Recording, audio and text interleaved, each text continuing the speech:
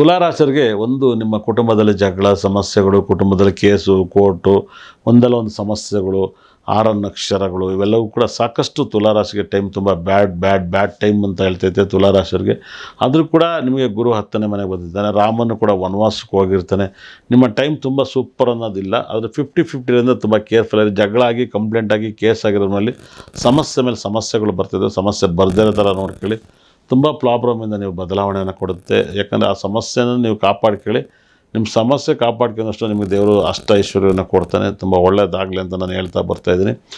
ಅದೇ ರೀತಿಯಲ್ಲಿ ವೃಶ್ಚಿಕ ರಾಶಿಯವರಿಗಂತೂ ಈ ಸರಿ ಬಂಪರ್ ಬೆಳೆ, ಅದ್ಭುತವಾದ ಬೆಳೆ. ಭಾಳ ವಿಶೇಷವಾಗಿ ಸ್ವಲ್ಪ ವೃಶ್ಚಿಕ ರಾಶಿ ಮನೇಲಿ ಗಂಡ ಹೆಂಡ್ತಿ ಜಗಳ, ಕಿತ್ತಾಟ, ಗಂಡ ಹೆಂಡ್ತಿ ಮೇಲೆ ಅನುಮಾನ, ಓಪನ್ನಾಗಿ ಮಾತಾಡೋದು, ಕೆಟ್ಟದಾಗಿ ಮಾತಾಡೋದು, ನೀವಿಬ್ಬರು ಲೈಫನ್ನು ಹಾಳು ಮಾಡ್ಕೊಳೋದು. ವೃಶ್ಚಿಕ ರಾಶಿ ಮೇಲೆ ಶನಿ ಬಂದು ಸಪ್ತಮದ ಮೇಲೆ ಬಿದ್ದು ಬುಧ ಗ್ರಹ ಅಷ್ಟಮದಲ್ಲಿದ್ದಾನೆ. ಖಂಡಿತಲ್ಲೂ ಕೂಡ ವೃಶ್ಚಿಕ ರಾಶಿ ಮೇಲೆ ಗಂಡ ಹೆಂಡ್ತಿ ಡೈವರ್ಸ್ ಆಗೋದು ಇದೆಲ್ಲವೂ ಕೂಡ 7ನೇ ತಿಂಗಳಾಗುತ್ತೆ.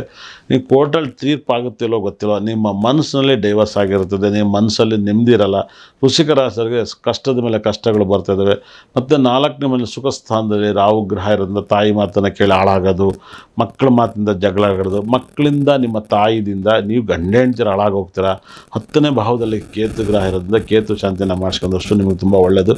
ಕೇತು ಶಾಂತಿ, ಶನಿ ಶಾಂತಿ, ಬುಧ ಶಾಂತಿ ಮಾಡ್ಕೊಳ್ಳಿ, ಸಂಸಾರ ಶುರು ಹೋಗುತ್ತೆ. ನೀವು ಹೋಗ್ಬೇಕಾದಂಥ temple Ketu temple, Madurai Meenakshi temple attend ಮಾಡಿ. ಧನುಸು ರಾಶಿಯವರಿಗಂತೂ ದುಡ್ಡು ಪ್ರಾಪರ್ಟಿ ಆಸ್ತಿ ಎಲ್ಲ ತುಂಬ ಬರುತ್ತೆ. ಧನುಸು ರಾಶಿಗೆ ಟೈಮ್ ತುಂಬ ಬ್ಯೂಟಿಫುಲ್ ಟೈಮ್ ಅಂತ ಹೇಳುತ್ತೆ. ಧನುಸು ರಾಶಿಯವರಿಗಂತೂ ಅಷ್ಟ ಐಶ್ವರ್ಯ ಕೊಡ್ತಾಯಿದ್ದಾನೆ ದೇವರು. ನೀವು ಊಹೆ ಕೂಡ ಮಾಡೋಕ್ಕೆ ಸಾಧ್ಯ ಇರೋಕ್ಕಿಲ್ಲ. ತುಂಬ ದುಡ್ಡು ಬರುತ್ತೆ. ಫ್ರೆಂಡ್ಶಿಪ್ಪಿಂದ ತುಂಬ ಆದಾಯ ಮಾಡ್ತಾರೆ. ನಿಮಗೆ ತುಂಬ ಒಳ್ಳೆಯದಾಗಲಿ. ಈ ಒಂದು 7ನೇ ತಿಂಗಳು ಧನುಸು ರಾಶಿಯವರಿಗೆ ಅಷ್ಟ ಐಶ್ವರ್ಯ ಕೊಡುತ್ತೆ. ಹಳ್ಳಿ ಮರ ದಕ್ಷಿಣಾಮೂರ್ತಿನ ಆರಾಧಿಸಿ, ದಕ್ಷಿಣಾಮೂರ್ತಿ ಫೋಟೋ ತಂದಿಡಿ ಮನೆಯಲ್ಲಿ, ಸಾಕಷ್ಟು ಪ್ರಾಬ್ಲಮಿಂದ ಕ್ಲಿಯರ್ ಆಗ್ತಾರೆ. ಅದೇ ರೀತಿಯಲ್ಲಿ ಧನುಸು ರಾಶಿ 8ನೇ ತಿಂಗಳಲ್ಲಿ 7ನೇ ತಿಂಗಳು 8ನೇ ತಾರೀಕು ಅವತ್ತು ತುಂಬ ದೊಡ್ಡ ಅನಾಹುತ ಆಗುತ್ತೆ. ಅದು ಒಂದಲ್ಲ ಒಂದು ಸಮಸ್ಯೆ ಆಗುತ್ತೆ. 8ನೇ ತಾರೀಕು ತುಂಬ ಕೇರ್ಫುಲ್ ಆಗಿದೆ. ಅದು 8, 17, 26 ತುಂಬ ದೊಡ್ಡ ಘಟನೆ ನಡೀತಿದೆ. ಆಗಬಾರ್ದು ಸಮಸ್ಯೆಗಳು.